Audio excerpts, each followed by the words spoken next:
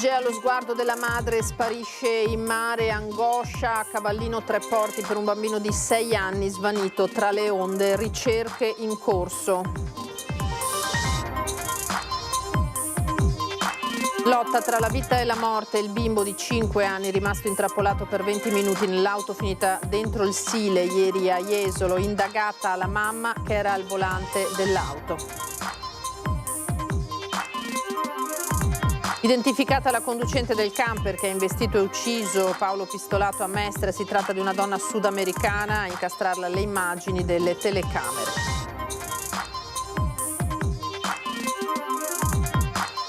Tra domani e mercoledì le autopsie sui 2 operai egiziani morti nella fossa biologica Santa Maria di Sala. Per le difese dei 2 indagati, cruciale stabilire che abbia ordinato loro di scendere nella vasca settica. Regionali, non si accettano veti, dice il coordinatore di Fratelli d'Italia De Carlo, riferendosi allo stop che potrebbe arrivare dalla Lega, che ha da poco cambiato casacca politica. Porte aperte anche alla candidatura a presidente di un civico.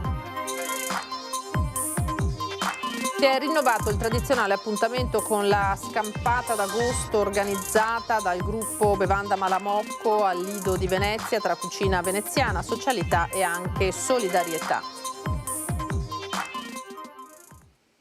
Buonasera, bentrovati, eccoci in diretta con l'edizione di Venezia dei nostri telegiornali e dunque partiamo dalla notizia che è in apertura di tutti i nostri notiziari questa sera ed è una notizia in corso di aggiornamento che arriva da Cavallino Tre Porti, dove si sta vivendo con grandissima apprensione la scomparsa di un bimbo di 6 anni che è sfuggito allo sguardo della mamma mentre faceva il bagno in mare ed è scomparso appunto tra le onde. L'episodio nel pomeriggio nella zona davanti al camping Vela Blu di Ca' Pasquali. L'immagine che vedete arriva dall'elicottero dei Vigili del Fuoco e avete visto che in acqua si è subito formata tra i bagnanti una catena umana per cercare di individuare il bambino mentre si muoveva la macchina dei soccorsi. La Capitaneria di Porto ha inviato sul posto una motobarca, i vigili del fuoco stanno sorvolando l'area, come detto, con l'elicottero, mentre da Mestre è arrivata una squadra di sommozzatori. Davvero grande angoscia per le sorti di questo piccolino. E la Procura di Venezia ha iscritto nel registro degli indagati la mamma invece che era alla guida dell'auto finita nel Sile a Jesolo.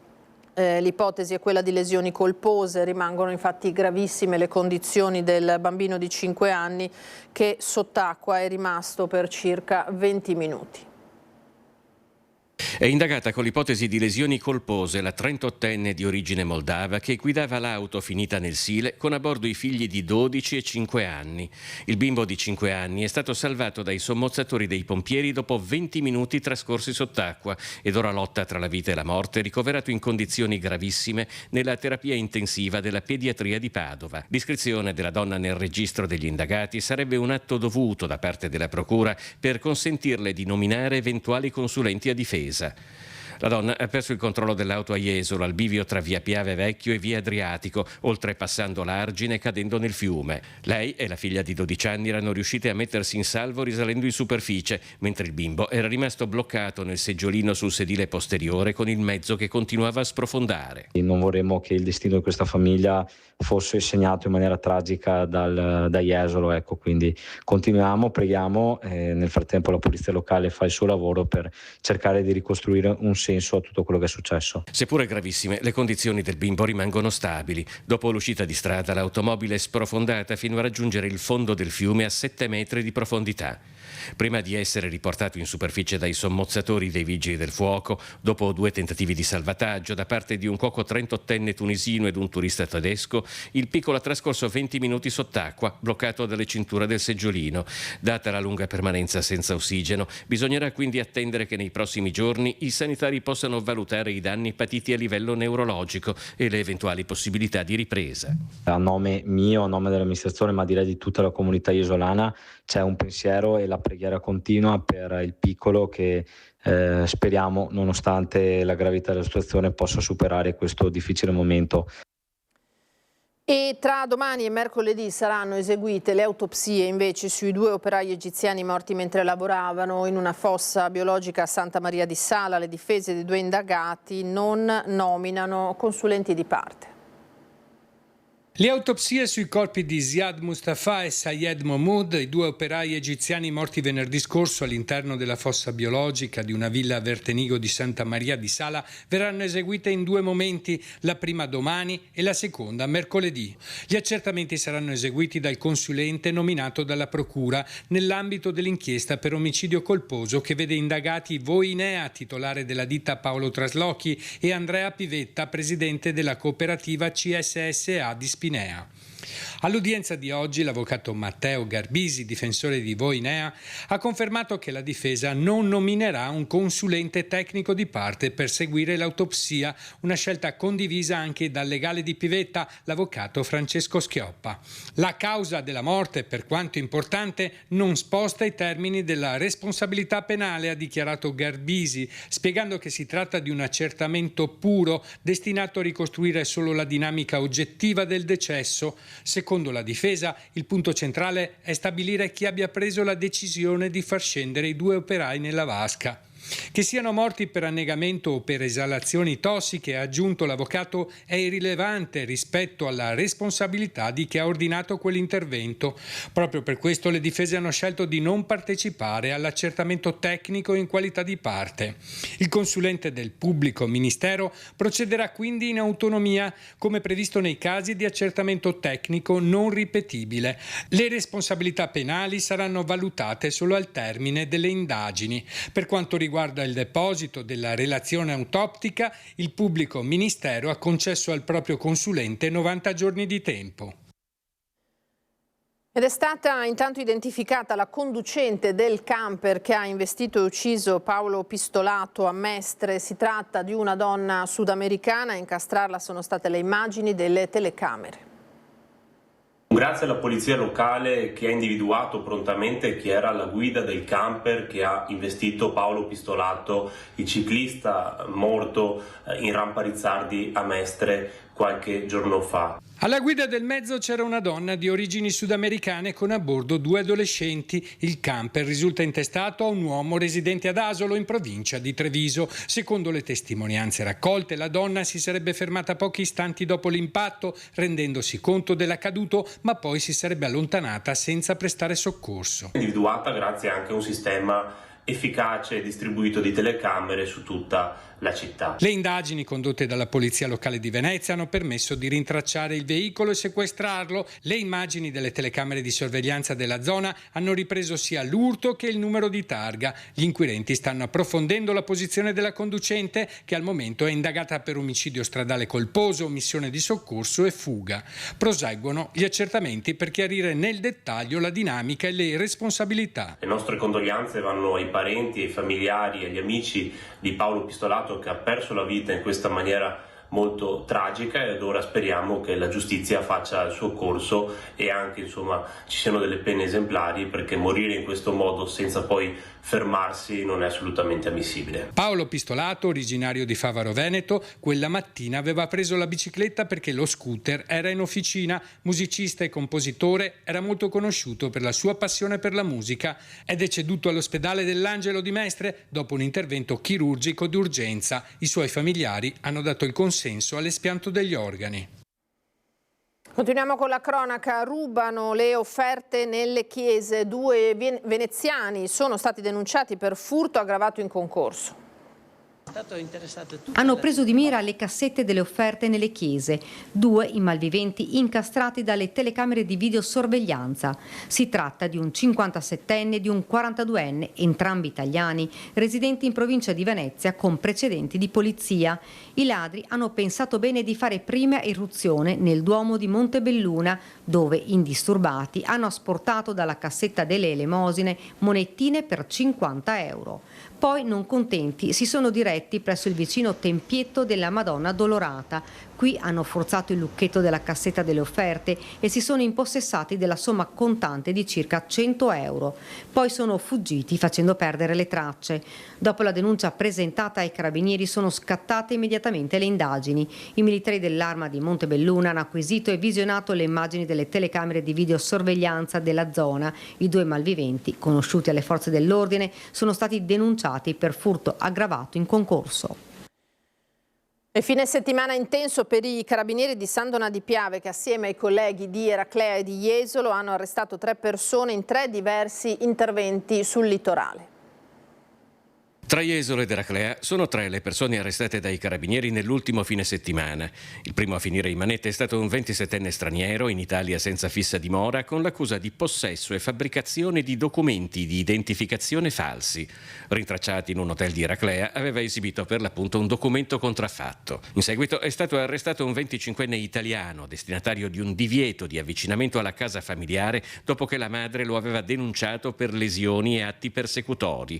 Ed è stata proprio la donna a chiamare i carabinieri dopo che il figlio si è presentato sotto casa esigendo del denaro e danneggiando in preda all'ira delle finestre e il cancello dell'edificio. La stessa notte i carabinieri di Jesolo hanno arrestato un 18enne italiano per resistenza, violenza o minaccia a pubblico ufficiale. Il giovane era appena stato allontanato da un locale e in evidente stato di alterazione, probabilmente causata dall'alcol, alla richiesta dei documenti si è scagliato contro i carabinieri, venendo quindi bloccato e tratto in arresto. La Polizia di Stato ha arrestato a Chioggia un uomo per la violazione del divieto di avvicinamento all'ex compagna e di soggiorno nel comune di Chioggia. Gli agenti sono intervenuti in centro città dopo la segnalazione di una lite tra 2 uomini. Uno dei 2 identificati è risultato per l'appunto in violazione dei 2 provvedimenti e rinchiuso nel carcere di Venezia.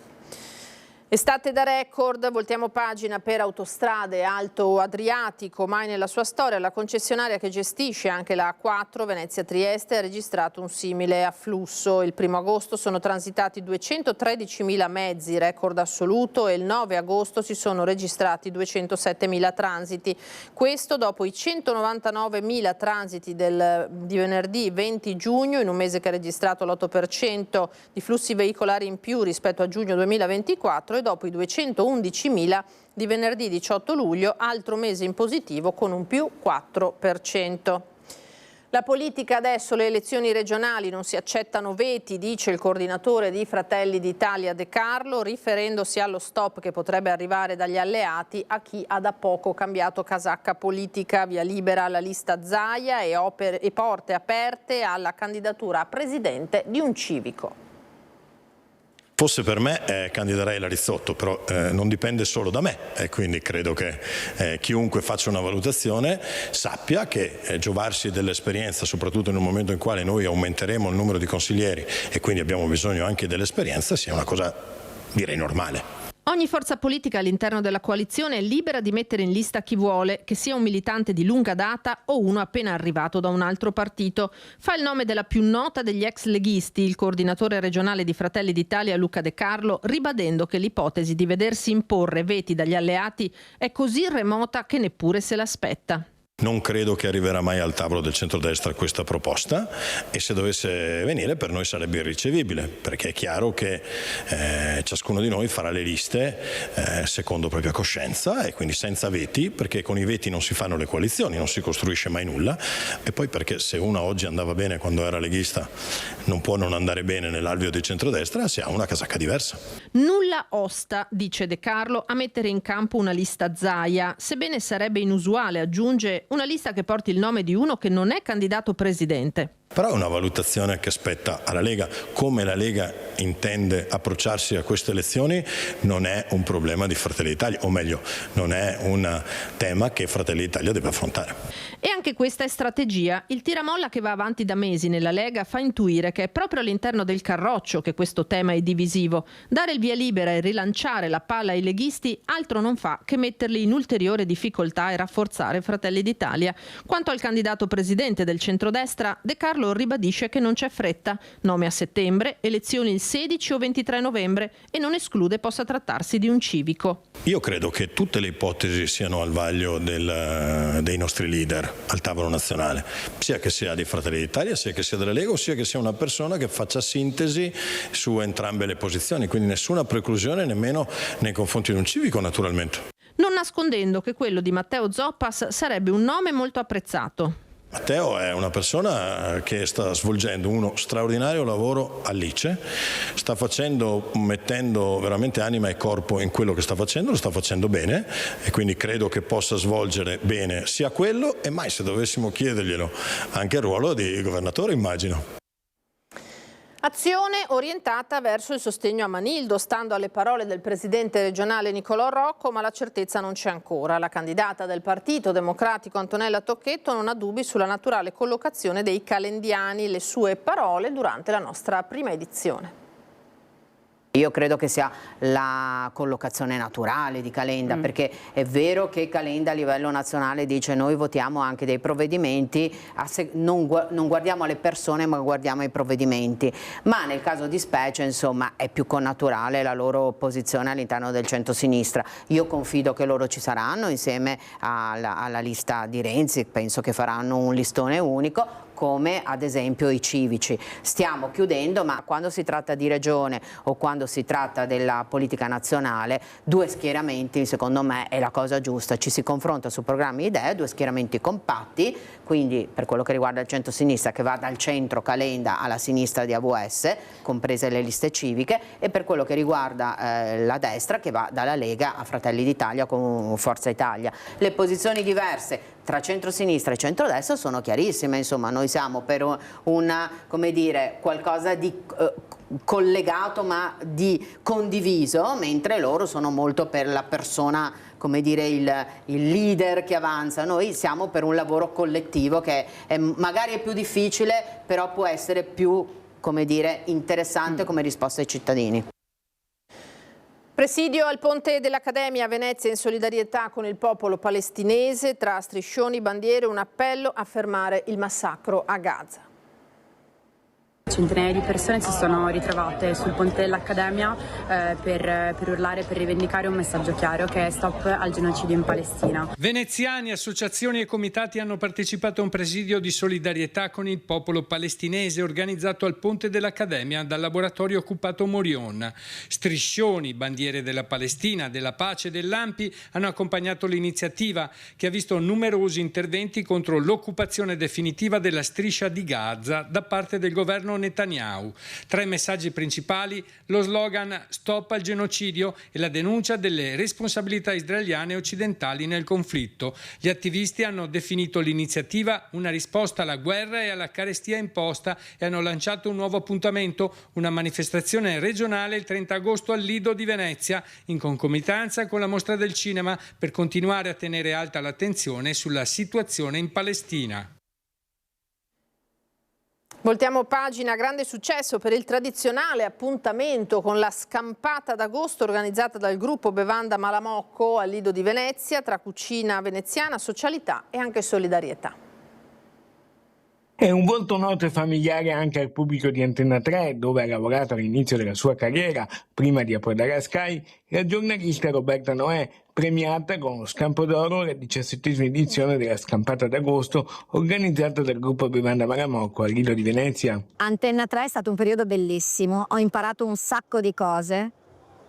È stato veramente sono stati degli anni che io ricordo con grande amore, grande piacere, soprattutto per i colleghi che avevo, per il caporedattore che avevo e le persone con le quali condividevo la mia passione. Un ritorno alle origini alla 17ª edizione della Scampata nel Borgo Antico, con 2 quintali di scampi portati in tavola per oltre 150 commensali, un grande impegno organizzativo per cuochi e volontari. Quest'anno, come le ultime 7 edizioni, c'è il connubio tra soci del gruppo Bevanda e il mondo del rugby. Quest'anno, oltre ad avere ex giocatori come ogni anno, ma soprattutto giocatori di tutte le franchigie del Veneto, Petrarca, San Donà, Rovigo Delta e anche il Mogliano Veneto, abbiamo voluto unire l'aspetto sportivo con l'aspetto giornalistico. Sia per il posto a Malamocco, e sia per le tante persone che sono presenti, ma anche per i tanti rugbisti, per lo sport, perché insomma l'anno scorso c'era Venezia Calcio, quest'anno